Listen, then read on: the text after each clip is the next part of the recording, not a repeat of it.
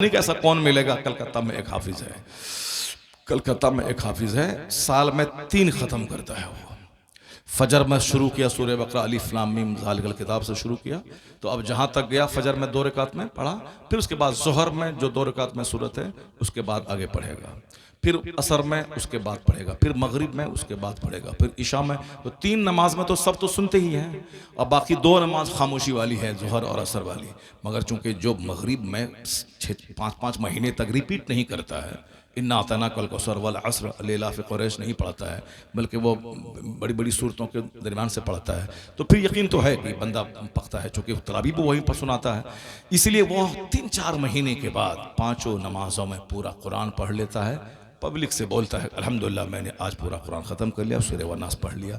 सारी पब्लिक बैठती है, 10 मिनट का बयान, फिर फातिहा तोहफ़ा तोहाइफ से लोग नवाजते हैं, और लोगों को खुशी होती है कि रमज़ान में 1 ख़त्म सुनते हैं और साल भर में 3 ख़त्म नमाज के अंदर में सुन लेते हैं। सुभान अल्लाह। सुन ये कोई करेगा नहीं करेगा, 1 करोड़ में 1 आदमी करेगा। क्यों? जो हाफिज़ है वो तरावी में तो सुना देगा वो सूरह यासीन, लेकिन उनको बोलिए कि आज फजर में सूरह यासीन पढ़ना, आपको तो बोलेगा देखना पड़ेगा, उसके लिए देखना पड़ेगा। क्यों? जो हदर में याद किया है वह तरतील से नहीं सुना पाएगा, वो जिस स्टाइल में याद किया है उससे हटा जहां भूल जाएगा वो, तो इस हटा। मगर जिसको कमांड हासिल होगा, दस्तरस हासिल होगी, वो जहां से चाहोगे जो सूरत बोलोगे वो पढ़ देगा। ये इमाम हरम पढ़ता है वो, अगरचे अकीदा उसका हमारी तरह अकीदा नहीं है, अकीदे के एतबार से हमारा मुखालिफ है वो, हम उसके पीछे नमाज नहीं पढ़ते, मगर पुराने पाक पढ़ता ज़बरदस्त है, और फिर वो याददाश्त बड़ी होती है। 4-5 इमाम है वहाँ पे, हम लोग नमाज में शामिल नहीं होते हैं, बाहर बैठे रहते हैं। कुरान अच्छा पढ़ता है, इसलिए लोगों को मसला तुम लोग मत सुनना, हम लोग सुनते हैं तो हमारे दिल में उसकी मोहब्बत पैदा नहीं होगी, क्योंकि हम उनकी सच्चाई को जानते हैं। और तुम अगर सुन लिया गौर से, अगर मोहब्बत पैदा होगी तो बोलेगा नहीं नहीं जो अच्छा पढ़ता है उसका अकीदा कैसे ख़राब हो सकता है, तो कुरान पढ़ने के चक्कर में चला जाओगे। बहुत से लोग सऊदी अरब नौकरी करने गए, वहाँ से लौटे, बोला नहीं फातिहा हराम, मिलाद हराम, ये शिरक व लंगर शिरक, नमाज नहीं पढ़ता। सऊदी अरब पैसा कमाने गया, ईमान लुटा के चला आया। और आजकल सुन्नी आलिम के साथ हज में जाओ और उनकी निगरानी में रहो, उनके पीछे नमाज पढ़ो, जमात का, उससे हट के गए तो आपस में बहुत सारे लुच्चे लबरे मिलते हैं लोग। जहाँ मिला बोला अरे बरेलवी लोग इसे बोलता है, यहाँ इस्लाम फैला, यहाँ ये ऐसा है, कुरान कैसा पढ़ता है, ये 40 लाख लोग इसी पीछे नमाज पढ़ते हैं। बस गया, वहाँ से आया, मौली साहब से बिगाड़ कर मोल ले लिया, उधर चला गया, सुबह मोमिन शाम काफिर हो गया। आखिर ज़माने में इतना फितना फैलेगा कि सुबह बंदा मोमिन रहेगा, शाम काफिर हो जाएगा। युस्बिहु मोमिना व युमसी काफिरा। आलिमों की सोहबत, नेक लोगों की सोहबत में रहना बहुत ज़रूरी है। इसलिए मैंने कहा ना कि मोहम्मद अली मिर्ज़ा इसको उसको मत सुना करो। बरेली शरीफ यहाँ है, आला हजरत यहाँ है, मुफ्ती आज़म हिंद यहाँ है, हुज्जतुल इस्लाम यहाँ है, ताजुल शरिया यहाँ है, हुजूर कायदे मिल्लत अल्लामा अज़्ज़द रज़ा खां यहाँ है, अशरफिया यहाँ है, अली मियाँ यहाँ है, जमदा शाही यहाँ है, नईम मियाँ यहाँ है, मुफ्ती अय्यूब साहब यहाँ हैं, साहब जब मुहद्दिस कबीर यहाँ है, जब सब इंडिया में है तो पाकिस्तान के इंजीनियर का झोला क्यों ढोता है? इधर उधर देखेगा तो तबाह बर्बाद हो जाएगा। यकगीर मुहकम दरगीर, एक को पकड़ मजबूती से पकड़ रहा है, रास्ते चला जाएगा, जन्नत चला जाएगा।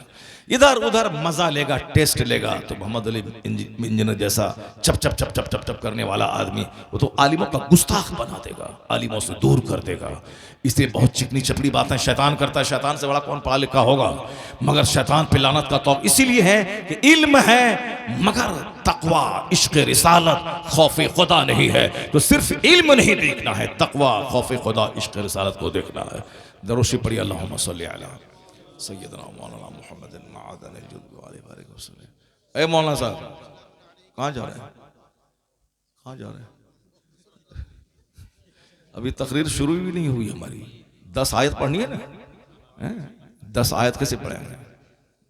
अब 1 बजे भी ख़त्म करने का भी बात है, 12:52 हो गया, 8 मिनट में कैसे 10 आयत की तकरीर होगी? 8 मिनट में कैसे तकरीर होगी? 10 आयत कैसे होगी? अच्छा होगी, जब तक चलेगा चलेगा।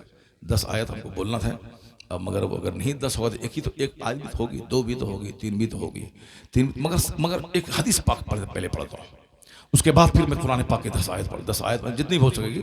मेरा इरादा था 10 पढ़ने का, लेकिन जो हुआ, मगर आप लोगों ने बहुत गौर से सुना है। अभी तक जो कुछ मैंने कहा है 1 मिनट आपका बर्बाद नहीं किया है, 1 मिनट भी मैंने बर्बाद नहीं किया। मैंने सिर्फ काम की बातें मैंने आप तक पहुंचाई। अगरचे मैं अपने हिसाब से तकरीर शुरू नहीं किया हूं, लेकिन जो भी तकरीर हुई है एक मिनट भी बर्बाद मैंने आपका नहीं किया। हमारे सामने चूंकि बच्चे बैठे हुए हैं, स्टूडेंट्स मदरसे के भी हैं, स्कूल के भी हैं, इसलिए मैंने उन बच्चों को वक्त का महत्व बताया है। उन बच्चों को के सामने मैंने काम की बातें की हैं। इसलिए अब काम की बातें सुनिए। एक बात हुजूर की जो पर्सनैलिटी बिल्डिंग की बात है, शख्सियत साजी की, आदमी की एक शख्सियत कामयाब कैसे होती है, समाज में इज्जत कैसे पाता है, वो कुरान का मुताला करने के लिए उसके पास टाइम कैसे बचेगा, दीन सीखने के लिए उसके पास टाइम कैसे बचेगा। तो हुजूर ने एक बात कही है, सरकार अकाल सलाम ने, वो बुखारी और मुस्लिम शरीफ की हदीस में साहिह सित्ता की हदीस में आया। हुजूर ने फरमाया कि इन्न अल्लाह करह लकुम सलासा, Allah dislikes for you three things, Allah तुम्हारे लिए तीन चीजों को नापसंद करता है। अल्लाह को नापसंद है तीन चीजें, अल्लाह को नापसंद है। तो आप इसको गिरह बांध के रख लीजिए। और इस हदीस पाक को, चाय की दुकान पे जब वो चाय बेचने वाला गिलास धो करके वो गीबत करने लगे तो उनको कहिए कि मौलाना साहब ने एक हदीस सुनाई थी, वो हदीस तुम सुन लो। वो गीबत करेगा, आप हदीस सुनाइए उसको। आप अपने घर में बाल बच्चों के सामने बैठ करके हदीस सुनाइए। आप अगर हर जलसे में एक हदीस सुन लिया, 40 हदीस याद हो गई, तो मालूम है क़यामत के दिन अल्लाह आपको बाअसहुल्लाहु फ़क़ीहा, आलिमों की जमात में उठाएगा। सुभान अल्लाह। सुभान। मगर चूंकि सुनते ही नहीं है लोग, बस सुनते ही नहीं है। सुनना चाहिए। तकरीर से दिल जिंदा होता है, तकरीर से मरा हुआ दिल जिंदा होता है। हुजूर ने फरमाया, क्या फरमाया सरकार ने? आका फरमाते हैं कि इन्नल क़ुलूब तस्दा कमा यस्दउल माउल हदीद, दिलों को भी जंग लग जाता है, जैसे लोहे को पानी लगे तो जंग लग जाता है, उसी तरह दिलों को भी जंग लग जाता है। दिलों का जब जंग लगता है तो बीवी अच्छी नहीं लगती, दूसरों की चमार की बेटी अच्छी लगती है। जब जंग लग जाए तो अपना बाप अच्छा नहीं लगता, वह रमेश जो दोस्त है उसका शराबी वो अच्छा लगता है। अपने घर के लोग काटने दौड़ते हैं, गैरों से दोस्ती होती है, समझ जाए कि दिल में जंग लग गया है। और आजकल 90% लोग ऐसे ही हैं। बाप से दुश्मनी, गैरों से दोस्ती, माँ से गुस्से से बात करना और दूसरी भाभी से चटर मटर 1-1 घंटे तक मजा ले लेके बात करना, दूसरी औरतों से, और अपनी माँ से बिगाड़, अपनी बहन से सालों साल तक बात नहीं है, अपने पड़ोसी को जानवर समझना, और दूर का आदमी है उससे कोई मतलब है, वहाँ तोहफा ताए बिस्किट रसगुल्ला रसमलाई काजू किशमिश भेजना है। अजनबी से दोस्ती है, अपने लोगों से दुश्मनी है। माँ बच्चा को देखना चाहती है, इसके पास टाइम नहीं है। बाप अपने बच्चे के साथ बैठ के बात करना चाहता है, टाइम नहीं है। पड़ोसी वो चाहता है कि मेरे पास बैठ के 5 मिनट टाइम दे, टाइम नहीं है। बहन फोन का इंतजार कर रही है साल भर से, टाइम नहीं है। और टाइम दूसरों के लिए टाइम है। दिल में जंग लग गया, मस्जिद में मन नहीं लगता, जबकि अल मोमिनो फिल मस्जिद का समा के फिल्मा, मोमिन मस्जिद में ऐसा होता है जैसे मछली पानी में होती है। सुभान अल्लाह। पानी में जब मछली होती है तो मछली खेलती है, अटखेलियाँ करती है, मस्ती है। और हम अशरफुल मखलूक़ात पानी में जाएं तो मर जाएं, क्योंकि हमको ऑक्सीजन नहीं मिलेगी वहाँ। अब पानी में मछली के लिए ऑक्सीजन है, मगर वही मछली पानी के ऊपर आ जाए जहाँ खुली हवा में हमको ऑक्सीजन मिल रही है, वहाँ उसको ऑक्सीजन नहीं मिलती है, वो तड़प तड़प के मर जाती है। यही तो है कुदरत का कमाल कि अशरफुल मखलूक़ात पानी में ऑक्सीजन नहीं तो मर जाए। अब मछली को खुली फजाओं में ऑक्सीजन ना मिले तो मछली मर जाए।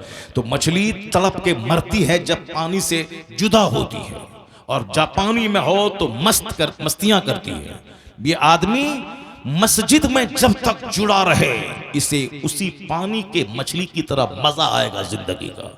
और जब से मस्जिद से अलग हुआ ये मुसलमान, आज चेहरा सूख रहा है, बदन जल रहा है, बेचैनी की आग में झुलस रहा है, 1 दर्जन बीमारियों में तड़प रहा है, चौक चौराहे समाज में आग लगी है।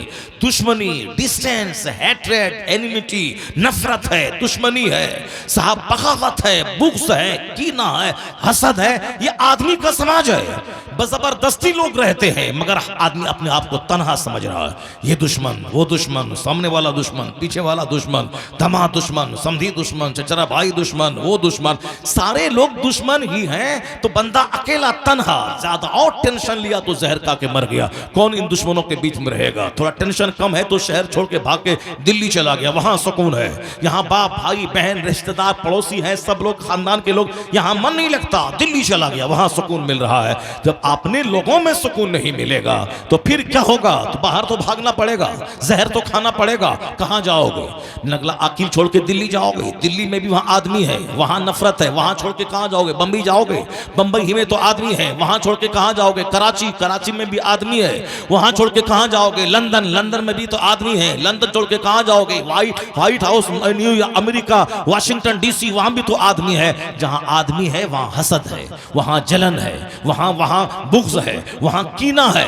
तो अब कब भागेगा कहां? मर के तुमको समंदर में मिट्टी में जाना पड़ेगा। तो बुजुर्गों ने कहा है मत भागो, नगरिया आकिल छोड़ के दिल्ली मत जाओ, दिल्ली छोड़ के कराची मत जाओ, कराची छोड़ के अमेरिका मत जाओ। अगर जहां जहां जगह बदलोगे, अगर किरदार नहीं बदला तो जहां भी जाओगे परेशान रहोगे। क्यों जगह बदलता है? अपनी आदत बदल ले, अपना कैरेक्टर बदल ले, अपना अखलाक बदल ले, अपना व्यवहार बदल ले, अपना बिहेवियर बदल ले। यही जगह तेरे लिए व्हाइट हाउस से कम नहीं रह जाएगी। मारे मारे फिरने से, जगह बदलने से मसले का हल नहीं है। जहां रहते हो वहीं पे रहो, अपनी आदत सिर्फ बदल लो, सिर्फ दिल को जिंदा कर लो, दिल को रोशन कर लो, जंग साफ कर लो। सलाम का इंतजार मत करो, सलाम में पहल करो। इन्न औलन नास बिल्लाहि मम बदाहुम बिस्सलाम। हदीस में आया है लोगों में सबसे ज्यादा करीब अल्लाह के वो बंदा है जो सलाम में पहल करता है। नहीं सुन रहे हो? नहीं सुना? तुम सर पे कपड़ा क्यों नहीं बांधा है? टोपी क्यों नहीं पहना है? तुम क्या समझ के आया था जलसे में? नाच देखने के लिए जा रहे हैं? ला हौल वला कुव्वता इल्ला बिल्लाह।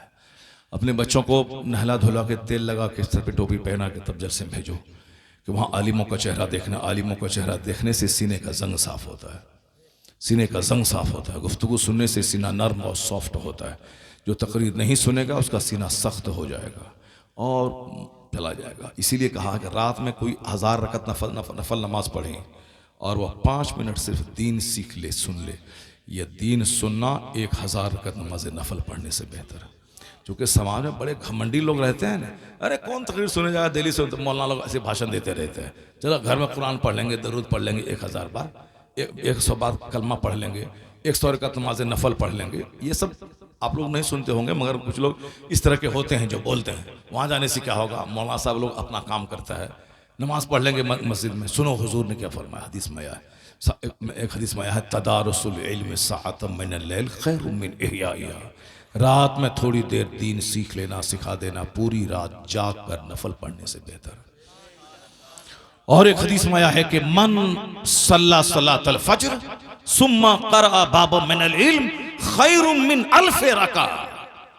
फजर की नमाज कोई पढ़े और एक चैप्टर दीन का सीख ले, बाहर शरीयत का, कानून शरीयत का, अनवार शरीयत का, 1000 रकत नमाज नफल पढ़ने से बेहतर है। कैसे बेहतर है आप खुद बताओगे। एक आदमी नमाज में ये अंगूठे का पेट जमीन से नहीं लगाता है, सारी जिंदगी नमाज पढ़ेगा, नमाज नहीं होगी। चूंकि एक उंगली का पेट जमीन से लगना फर्ज है, 3 उंगली का पेट जमीन से लगना सजदा में वाजिब है। अब 5 उंगली इसका, 5 उसका, 10 उंगली का पेट जमीन से लगना सुन्नत है। 3 भी अगर नहीं लगी, पेट नहीं लगा रहा 3 उंगली का, तो नमाज वाजिबुल इआदा है, उसको दोहराना जरूरी। अगर एक का भी नहीं लगा तो नमाज ही नहीं हुई वो। अब एक आदमी नमाज, आपको यकीन नहीं आए तो आप मस्जिद के दरवाजे पे खड़े होकर के जब हालत सजदा